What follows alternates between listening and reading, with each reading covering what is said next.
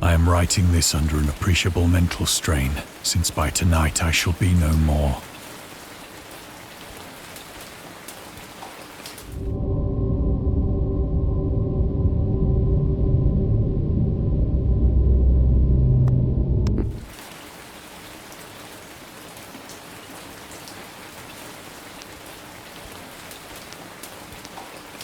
Penniless, and at the end of my supply of the drug which alone makes life endurable, I can bear the torture no longer, and shall cast myself from this garret window into the squalid street below.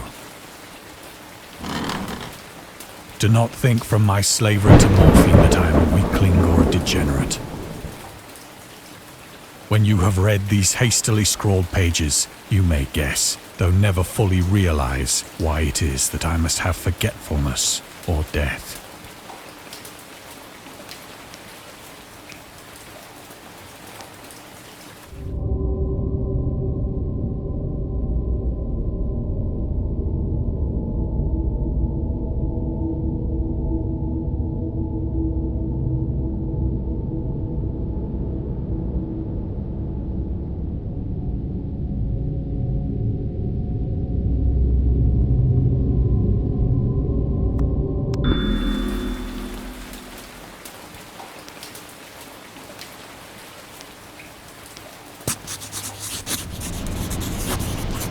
It was in one of the most open and least frequented parts of the broad Pacific that the packet of which I was supercargo fell a victim to the German sea raider.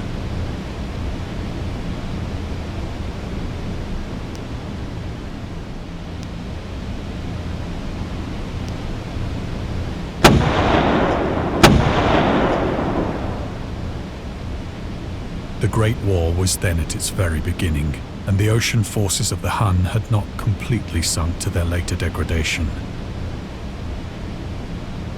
So that our vessel was made a legitimate prize, whilst we of her crew were treated with all the fairness and consideration due us as naval prisoners.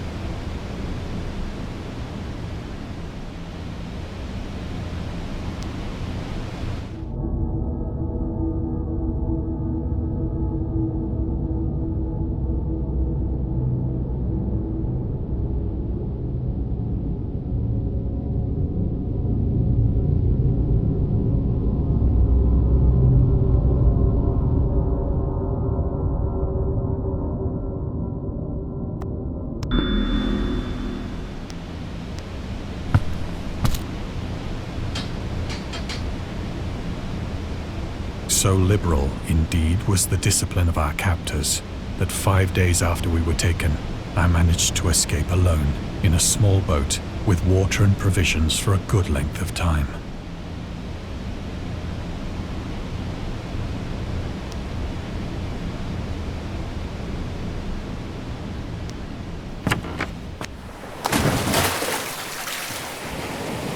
When I finally found myself adrift and free, I had but little idea of my surroundings. Never a competent navigator, I could only guess vaguely by the sun and stars that I was somewhat south of the equator. Of the longitude, I knew nothing, and no island or coastline was in sight.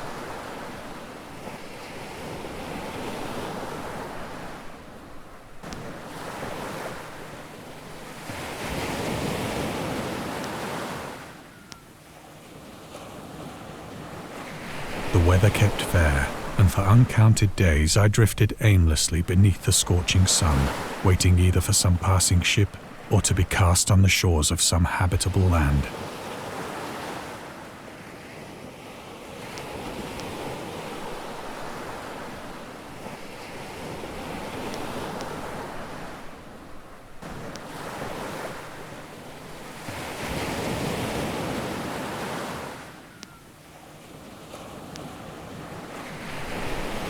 But neither ship nor land appeared, and I began to despair in my solitude upon the heaving vastness of unbroken blue. The change happened whilst I slept. Its details I shall never know, for my slumber, though troubled and dream-infested, was continuous.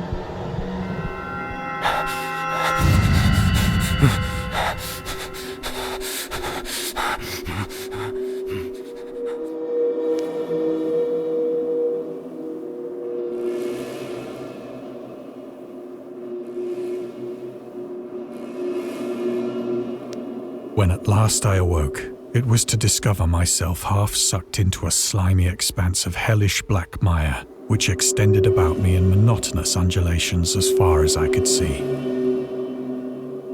and in which my boat lay grounded some distance away. Though one might well imagine that my first sensation would be of wonder at so prodigious and unexpected a transformation of scenery, I was in reality more horrified than astonished. For there was in the air and in the rotting soil a sinister quality which chilled me to the very core. The region was putrid with the carcasses of decaying fish and of other less describable things which I saw protruding from the nasty mud of the unending plain. Perhaps I should not hope to convey in mere words the unutterable hideousness that can dwell in absolute silence and barren immensity. There was nothing within hearing and nothing in sight save a vast reach of black slime. Yet the very completeness of the stillness and the homogeneity of the landscape oppressed me with a nauseating fear. The sun was blazing down from a sky which seemed to me almost black in its cloudless cruelty, as though reflecting the inky marsh beneath my feet.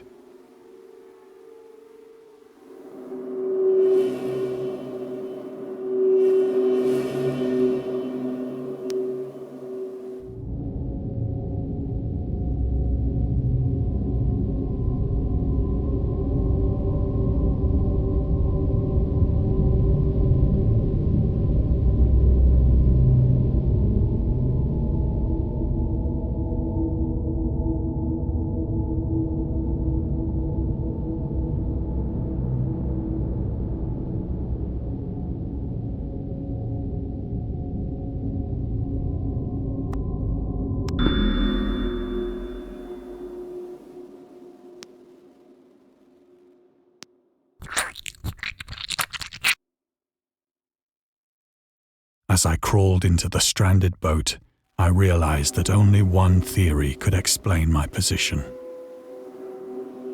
Through some unprecedented volcanic upheaval, a portion of the ocean floor must have been thrown to the surface, exposing regions for which innumerable millions of years had lain hidden under unfathomable watery depths. So great was the extent of the new land which had risen beneath me that I could not detect the faintest noise of the surging ocean, straining my ears as I might. Nor were there any seafowl to prey upon the dead things.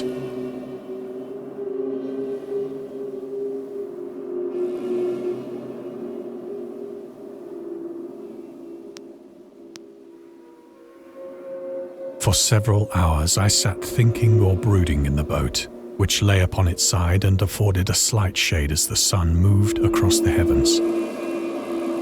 As the day progressed, the ground lost some of its stickiness and seemed likely to dry sufficiently for traveling purposes in a short time.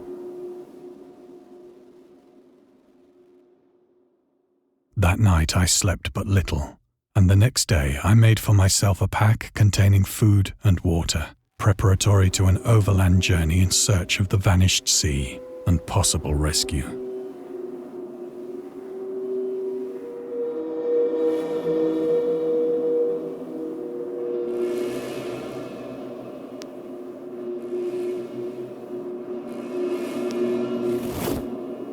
On the third morning, I found the soil dry enough to walk upon with ease.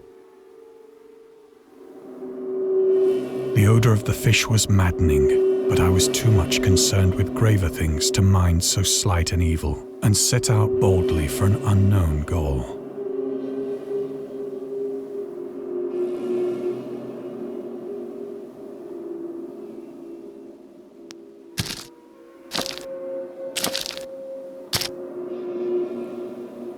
All day I forged steadily westward, guided by a faraway hummock which rose higher than any other elevation on the rolling desert.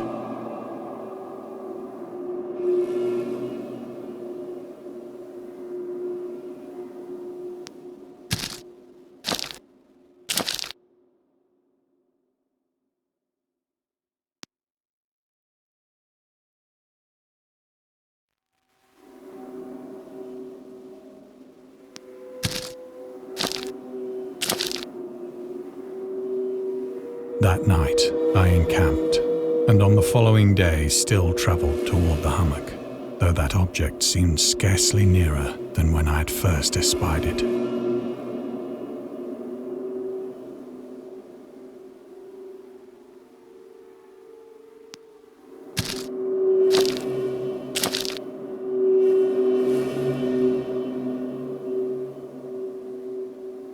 By the fourth evening, I attained the base of the mound, which turned out to be much higher than it had appeared from a distance, an intervening valley setting it out in sharper relief from the general surface. Too weary to ascend, I slept in the shadow of the hill. I know not why my dreams were so wild that night, but ere the waning and fantastically gibbous moon had risen far above the eastern plain, I was awake in a cold perspiration, determined to sleep no more. Such visions as I had experienced were too much for me to endure again, and in the glow of the moon I saw how unwise I had been to travel by day. Without the glare of the parching sun, my journey would have cost me less energy. Indeed, I now felt quite able to perform the ascent which had deterred me at sunset. Picking up my pack, I started for the crest of the eminence.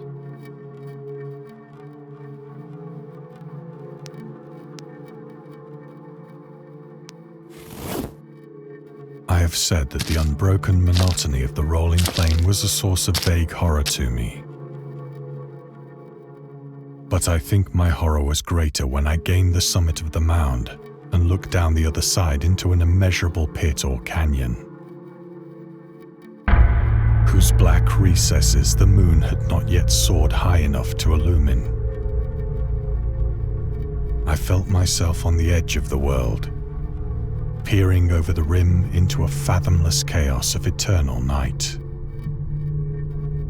Through my terror ran curious reminiscences of Paradise Lost and of Satan's hideous climb through the unfashioned realms of darkness.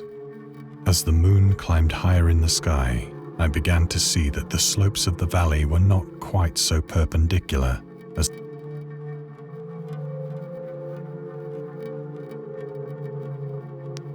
ledges and outcroppings of rock afforded fairly easy footholds for a descent, whilst after a drop of only a few hundred feet, the declivity became very gradual.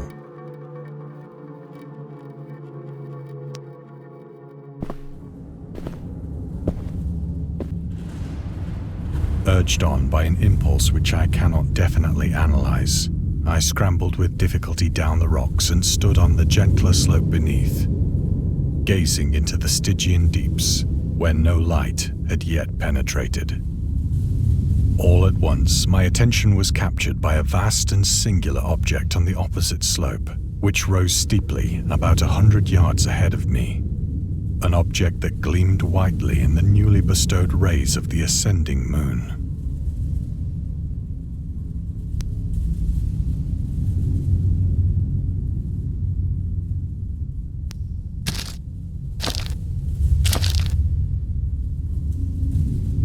That it was merely a gigantic piece of stone, I soon assured myself. But I was conscious of a distinct impression that its contour and position were not altogether the work of nature.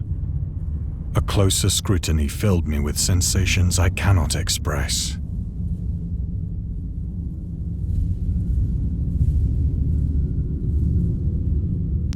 For despite its enormous magnitude and its position in an abyss which had yawned at the bottom of the sea since the world was young, I perceived beyond a doubt that the strange object was a well-shaped monolith, whose massive bulk had known the workmanship and perhaps the worship of living and thinking creatures.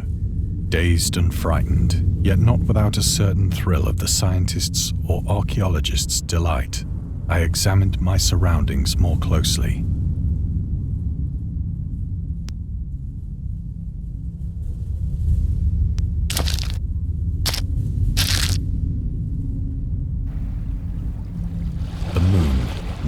the zenith shone weirdly and vividly above the towering steeps that hemmed in the chasm, and revealed the fact that a far-flung body of water flowed at the bottom, winding out of sight in both directions and almost lapping my feet as I stood on the slope. Across the chasm, the wavelets washed the base of the Cyclopean monolith, on whose surface I could now trace both inscriptions and crude sculptures.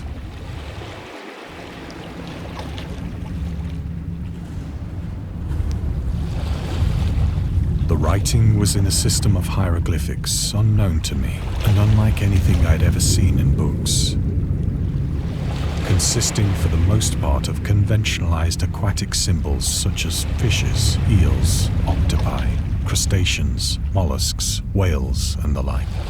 Several characters obviously represented marine things which are unknown to the modern world, but whose decomposing forms I had observed on the ocean-risen plain. It was the pictorial carving, however, that did most to hold me spellbound.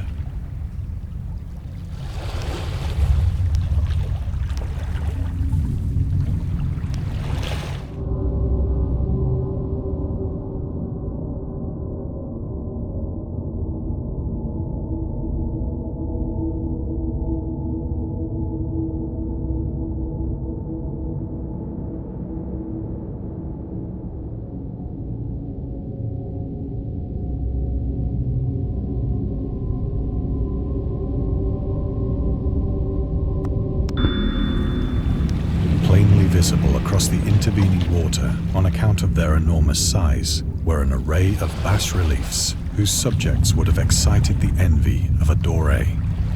I think that these things were supposed to depict men, at least a certain sort of men, though the creatures were shown disporting like fishes in the waters of some marine grotto, or paying homage at some monolithic shrine which appeared to be under the waves as well. Of their faces and forms I dare not speak in detail, for the mere remembrance makes me grow faint. Grotesque beyond the imagination of a Poe or a Bulwer.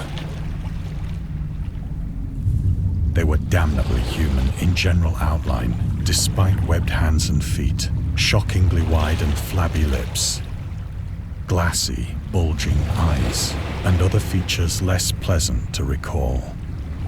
Curiously enough, they seem to have been chiseled badly out of proportion with their scenic background, for one of the creatures was shown in the act of killing a whale, represented as but little larger than himself. I remarked, as I say, their grotesqueness and strange size, but in a moment decided that they were merely the imaginary gods of some primitive fishing or seafaring tribe. Some tribe whose last descendant had perished eras before the first ancestor of the Piltdown or Neanderthal man was born.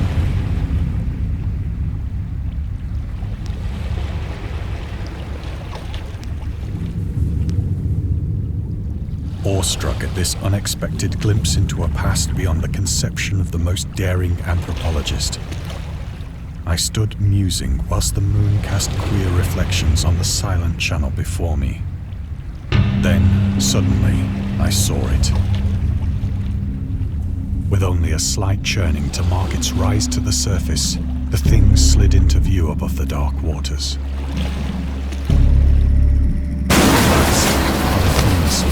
Loathsome, it darted like a stupendous monster of nightmares to the monolith, about which it flung its gigantic scaly arms, while it bowed its hideous head and gave vent to certain measured sounds.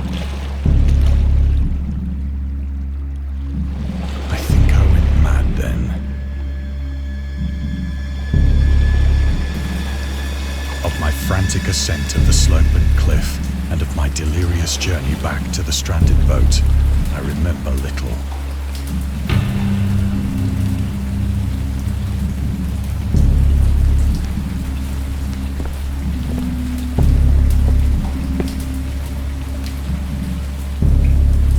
I sang a great deal and laughed oddly when I was unable to sing.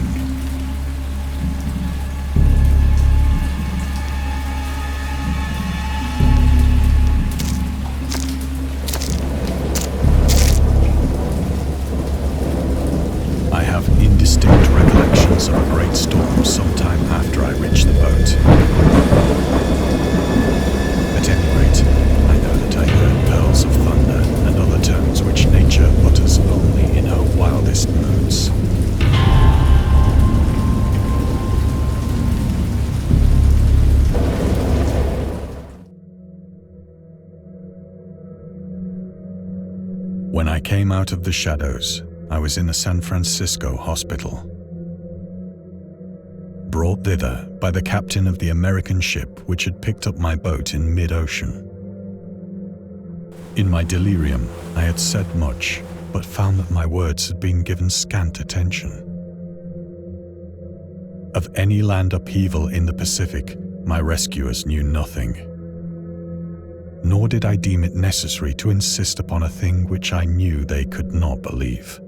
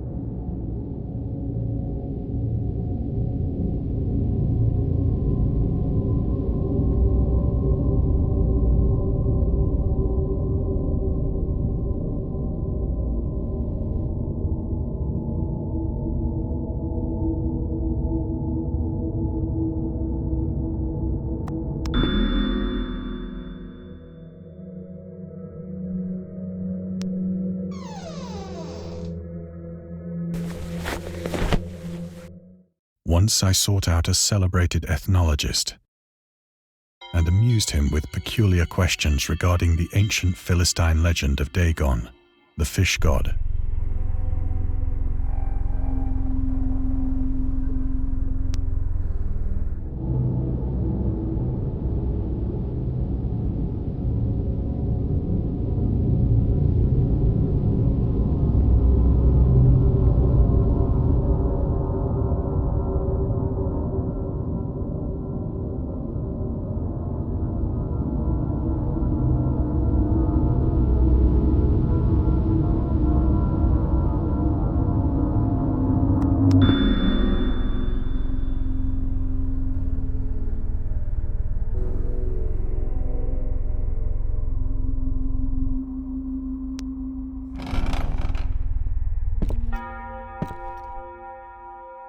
But soon perceiving that he was hopelessly conventional, I did not press my inquiries.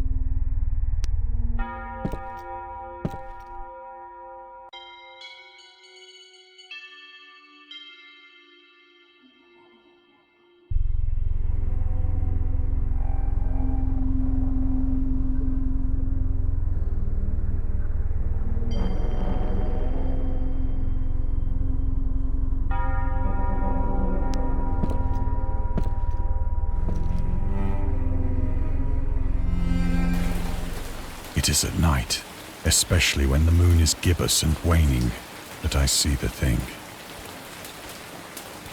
I tried morphine, but the drug has given only transient surcease and has drawn me into its clutches as a hopeless slave.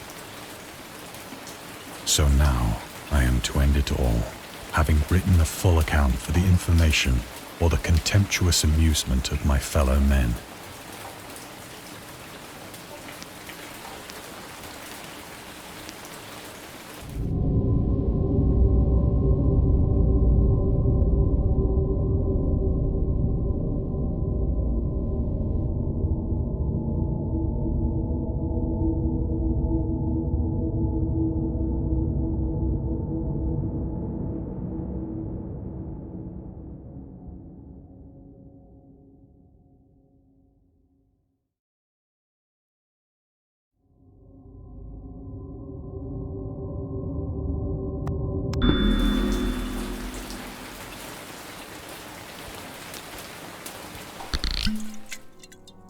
Often, I ask myself if it could not all have been a pure phantasm. A mere freak of fever as I lay sun-stricken and raving in the open boat after my escape from the German man-of-war. This I ask myself, but ever does there come before me a hideously vivid vision in reply. I cannot think of the deep sea without shuddering at the nameless things that may at this very moment be crawling and floundering on its slimy bed, worshipping their ancient stone idols and carving their own detestable likenesses on submarine obelisks of water-soaked granite. I dream of a day when they may rise above the billows to drag down into their reeking talons the remnants of puny, war-exhausted mankind. Of a day when the land shall sink and the dark ocean shall ascend amidst universal pandemonium.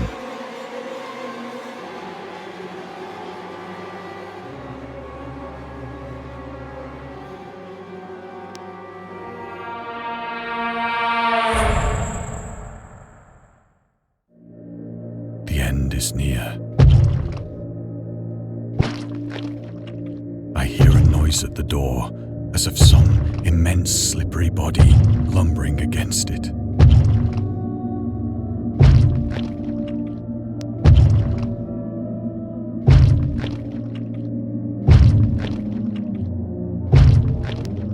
It shall not find me.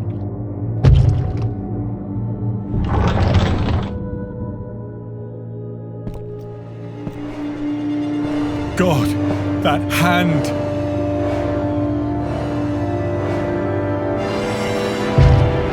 The window! The window!